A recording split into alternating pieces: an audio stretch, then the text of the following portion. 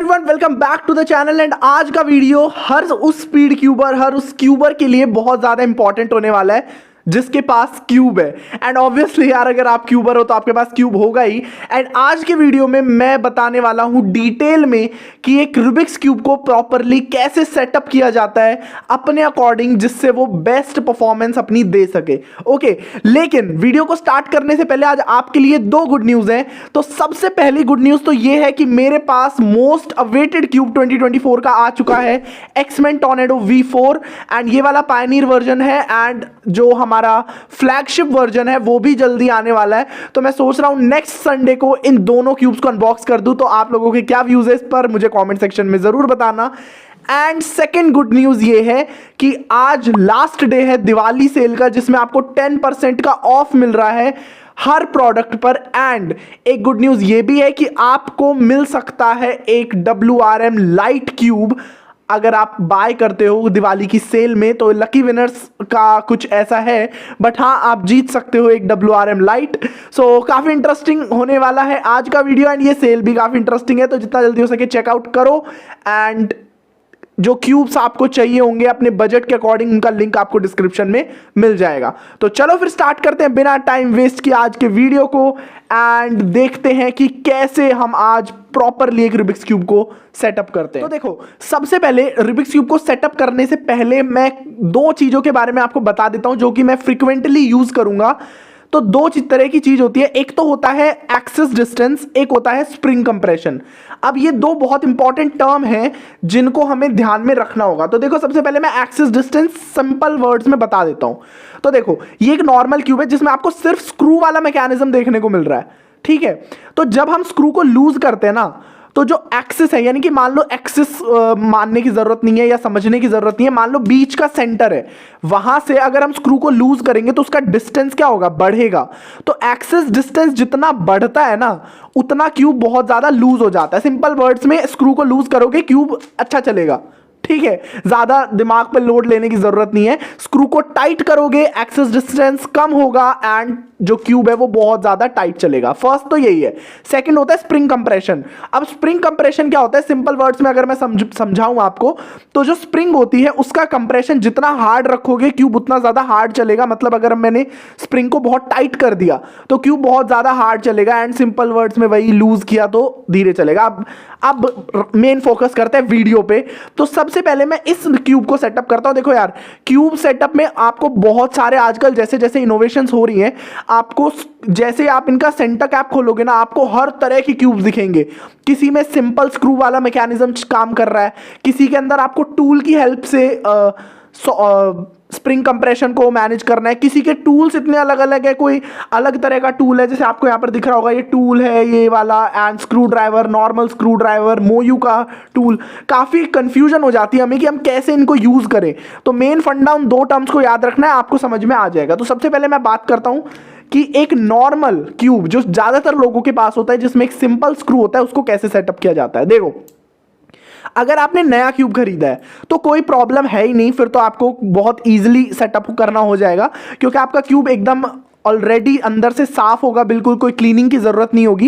And अगर आपको cleaning की जरूरत पड़े तो सिंपल आपको क्या करना है, क्यूब को पूरा ओपन कर लेना है, एक एक एज पीस निकालना है, एक एक कॉर्नर पीस निकालना है, और उसको सिंपल क्लॉथ से साफ करके फिर आपको दोबारा अरेंज करके फिर पूरा सेटअप का प्रोसीजर करना है। लेकिन अगर आपका क्यूब ऑलरेडी न्यू है तो आपके क्यूब के अंदर कोई व्हाइट पाउडर नहीं होगा, तो हमें साफ करने की जरूरत नहीं है।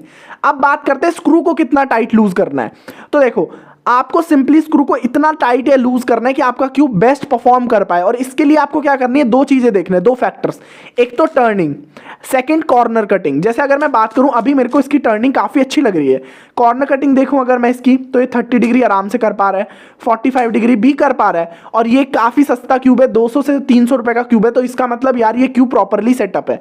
अगर नहीं है सेटअप तो क्या करो, सिंपली थोड़ा थोड़ा लूज करो स्क्रू को, एंड फिर कॉर्नर कट करके देखो। क्योंकि क्या होता है, अगर स्क्रू ज्यादा लूज भी नहीं होता है, मीडियम होता है, तो उसकी टर्निंग आपको अच्छी लग रही होगी, बट कॉर्नर कटिंग आपको अच्छी नहीं लगेगी। तो अपने अकॉर्डिंग उसे ज्यादा भी लूज नहीं करना है कि आप सोचो कि यार मेरा कॉर्नर कट नहीं कर पा रहा है ज्यादा। एवरेज कॉर्नर कट काफ़ी है। अगर आप ज़्यादा लूज कर दोगे तो क्या होगा, सॉल्व्स के दौरान आपके जो एज पीस या कॉर्नर पीस है वो पॉप होके बाहर आ जाएंगे, तो आपका क्यूब टूट जाएगा, फिर से लगाना पड़ेगा।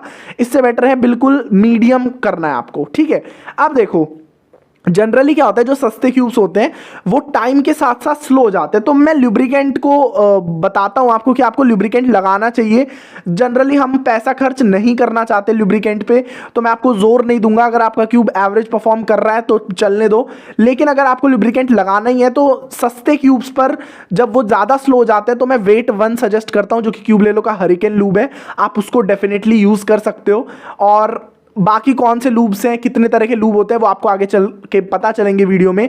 बट सस्ते क्यूब्स या फिर 200 से 300 रुपए के क्यूब जिनमें सिर्फ स्क्रू वाला सिस्टम होता है, उसके लिए ज़्यादा सेटअप सेटिंग्स नहीं होती हैं, तो इसको मैं साइड करता हूं। अगर आपका एक क्यूब है और आपको समझ में आ गया है तो कॉन्ग्रेचुलेशंस। नेक्स्ट बात करते हैं इस क्यूब की, जो कि काफ़ी अलग आया था जब ये आया था। तो ये है एक्समैन टॉर्नेडो का V2 और काफ़ी रेयर क्यूब हो गया ये। अब मैं एक्समैन टॉर्नेडो V4 जब अनबॉक्स करूंगा ना, तब मैं इन तीनों को कंपेयर भी करके दिखाऊंगा। तो देखो इसके साथ हमें काफ़ी वियर्ड सा ये टूल देखने को मिलता है। अब आप इसे गौर से देखोगे तो इसमें आपको 2 रिंग्स देखने को मिलेंगी। एक में एक इंटरनल रिंग है जिसमें कुछ नंबर्स देखने को मिल रहे हैं, करंटली 3 पे है, शायद वो आपको विजिबल नहीं होगा। और एक आउटर रिंग है जिसमें भी नंबर्स हैं। तो इसमें 2 तरह की चीजें होती है। एक तो क्या करना है हमें, एक्सिस डिस्टेंस जो मैंने बताया था, सेकंड स्प्रिंग कंप्रेशन। तो इसमें जब हम क्लॉकवाइज टर्न करते हैं तो एक्सिस डिस्टेंस जो है वो चेंज होता है। तो उतना ही जो मैंने आपको बेसिक फंडा बताया था, एक्सिस डिस्टेंस जितना ज्यादा होगा क्यूब उतना अच्छा परफॉर्म करेगा, वो उतना ईजिली टर्न कर पाएगा। एक्सिस डिस्टेंस जितना कम होगा क्यूब उतना टाइट होगा। सेम अगर मैं इसको एंटी क्लॉकवाइज टर्न करता हूं तो स्प्रिंग कंप्रेशन सेट होता है, वही बात है। और अब मैं एक मेजर बात बताता हूं आपको, जो हर क्यूब में आपको यूज में आएगी। अगर आपके स्प्रिंग कंप्रेशन या फिर एडजस्टमेंट सेटिंग्स में आपके क्यूब में नंबर्स देखने को मिल रहे हैं 1 2 3 4 5 6 ऐसे अगर देखने को मिल रहे हैं, तो आपका क्यूब बेस्ट परफॉर्म कब करता है, मिडल नंबर पे, मिडल नंबर से एक नंबर कम।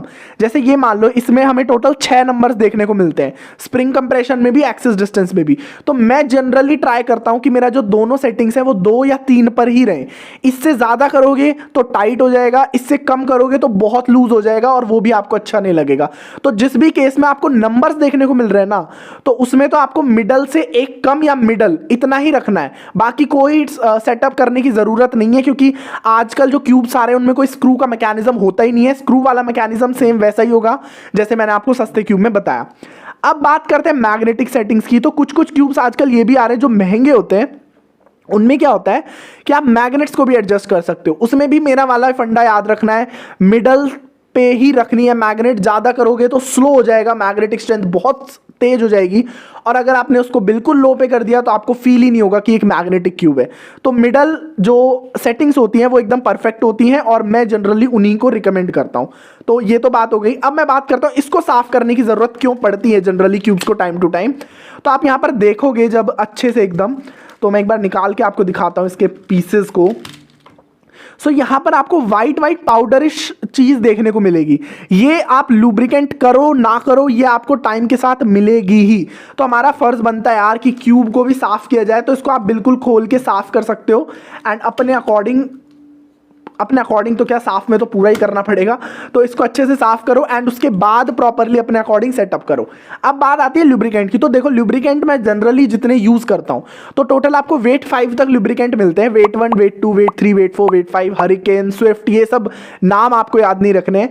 अब देखो, अगर आपका out of the box cube, यानी आपने नया कोई क्यूब खरीदा, बहुत ज्यादा फास्ट है, आपको लग रहा है कि वो मेरे लिए परफेक्ट है, तो कोई लुब्रिकेंट करने की जरूरत नहीं है। ऐसा नहीं होता कि जबरदस्ती हमें लूब करना ही पड़े। लेकिन अगर वो आपको लग रहा है अनकंट्रोलेबल, यानी उसकी टर्निंग बहुत ही ज्यादा स्मूथ है और वो आपके हाथों से फिसल रहा है, इसका मतलब ये है कि यार कंपनी ने ओवर लूब करके उसे भेजा है। तो उसके लिए हम या तो उसको एक्स्ट्रा लूब को कपड़े से साफ कर सकते हैं, सिंपल वाइप से साफ कर सकते हैं, या फिर हम क्या कर सकते हैं, वेट 3 लूब लगा सकते हैं। जैसे ये स्विफ्ट है, ये वेट 3 है, ये क्यूब को फास्ट भी बनाता है, स्टेबल भी बनाता है। तो इसलिए मैं तो जनरली यही प्रेफर करता हूं, अगर मेरे को कोई अनकंट्रोलेबल क्यूब लगता है मैं वेट 3 लगाता हूं एंड मेरा क्यूब परफेक्ट हो जाता है। ठीक है, तो लुब्रिकेंट में तो यही है। बाकी तो सेटअप करने में इतना मैं क्या ही बताऊं, इसमें बस यही याद रखना है कि सेटिंग्स हमेशा जनरली मिडल पे रखनी है। स्क्रू वाला सिस्टम हो तो अपने अकॉर्डिंग देखो कॉर्नर कटिंग कहां पर परफेक्ट बैठ रही है और उस अकॉर्डिंग आप कर सकते हो। ठीक है, नेक्स्ट क्यूब देखता हूँ कौन सा क्यूब है नया जो मैं आपको सिखा सकूं। सो ये है एक्समैन टॉर्नेडो का V3 वर्जन एंड ये एक मैनुअल क्यूब है, यानी कोई टूल की जरूरत नहीं है। इसमें भी वही चीज है जो मैंने एक्समैन टॉर्नेडो V2 में बताई, एक्सेस डिस्टेंस स्प्रिंग कंप्रेशन। तो जनरली मैक्सिमम क्यूब में 90% क्यूब में यही दो सेटिंग्स होती है। तो अगर ये आपने अपने अकॉर्डिंग सीख ली सॉल्व करनी, मेरा मैट गंदा हो गया इन क्यूब्स की वजह से, तो आपको पता चल जाएगा कि क्या करना है। जैसे ये है हमारा मोयू के क्यूब्स। अब देखो मोयू के क्यूब्स में एक अच्छी बात होती है जो आपको याद रखनी है, अगर आप मोयू के क्यूब्स खरीद रहे हो तो मोयू के क्यूब्स के केस में 95% आपको ये सेटिंग देखने को मिलेगी। एक ब्लू कलर की रिंग मिलती है, एक टूल आता है और सिंपली आप इसको 9 एडजस्टेबल टेंशनिंग सेटिंग्स देखने को मिलती है एंड इसको सिंपली एंटी क्लॉकवाइज घुमा के यूज कर सकते हो। इसकी टेंशनिंग सेटिंग मैं 3 पे ही रखता हूं, इररेस्पेक्टिव ऑफ कोई सा भी क्यूब हो। मोयू RS3M 2020 था, 2021 था, देन सुपर RS3M था, मोयू RS3M V5, जितने भी मोयू के अभी तक के क्यूब्स हैं और जिनमें ऐसा टेंशनिंग सिस्टम आता है मैं उसमें टेंशनिंग 3 पर ही रखता हूं जनरली। तो 3-4 पर टेंशनिंग काफ़ी होती है, आधा रखना है तो इसमें वो काम नहीं करेगा फंडा कि आप 5 पे या 4 पे 5 पे रखोगे तो आपको लगेगा कि यार थोड़ा टाइट हो गया है, तो 4 या 3 पर आप डेफिनेटली रख सकते हो। इसमें भी लुब्रिकेंट की इतनी ज्यादा नीड नहीं है, but out of the box मुझे थोड़ा सा अनकंट्रोलेबल लगा था तो मैंने इसमें भी वेट 3 ही यूज किया था। अब अगर आपके पास ज्ञान का क्यूब है तो उसका थोड़ा सा सिस्टम अलग होता है, उसकी वजह से वीडियो लंबा हो जाएगा इसलिए मैं उसको इंक्लूड नहीं कर रहा हूं, क्योंकि उसका जो टेंशनिंग सिस्टम होता है ना वो थोड़ा सा वियर्ड होता है, बाकी क्यूब्स के कंपैरिजन में सिंपल नहीं होता है, तो वो थोड़ा सा आपको ध्यान में रखना पड़ेगा। अब देखो इसमें अगर मैं बात करूं तो क्यूब्स में जैसे ये हमारा है तो इसमें हमें मैग्नेटिक सेटिंग्स देखने को मिल रही है। तो इसमें टोटल हमें देखने को मिल रही हैं 5 मैग्नेटिक सेटिंग, तो मैं जनरली रखूंगा 3 पे। तो मैग्नेटिक सेटिंग का तो आपको ज़्यादा ध्यान रखना ही नहीं है। नेक्स्ट है ये वाला यूशिन का क्यूब जो कि अभी अभी लॉन्च हुआ है, जिसका मैंने अनबॉक्सिंग वीडियो भी डाला था, नहीं देखा है तो देख लो यार, चैनल पे पड़ा होगा। वैसे मैंने वो शॉर्ट की तरह डाला था बट वो अभी लॉन्ग में ही अपलोड हो गया है, तो इसको भी मैं एक बार निकाल देता हूँ। सबसे ज़्यादा स्ट्रगल मुझे इसके सेंटर पीस को निकालने में ही होती है।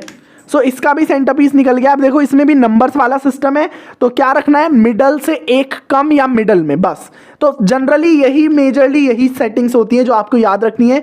बाकी लुब्रिकेंट अगर मैं बात करूं तो अगर आपको क्यूब थोड़ा सा स्लो लग रहा है, सस्ते क्यूब हैं और काफ़ी वाइट पाउडर जम गया है, तो पहले साफ करो एंड उसमें आप वेट 1 यूज़ कर सकते हो। ज़्यादा अनकंट्रोलेबल लग रहा है तो आप वेट 3 में परफेक्ट आपको लग सकता है, ठीक है। सो बस सेटअप में ज़्यादा कुछ नहीं था, साफ करने का क्यूब और हर क्यूब की रेंज मैंने बता दी है कि जनरली यही टूल्स, यही सेटिंग्स और यही फीचर्स देखने को मिलते हैं। इससे ज़्यादा कोई इनोवेशन अभी आई नहीं है, आएगी तो मैं आपको ज़रूर बताऊंगा। आपको पसंद आया होगा शायद ये वीडियो एंड नॉलेजेबल लगा होगा, तो मिलते हैं नेक्स्ट वीडियो में। Till than happy cubing.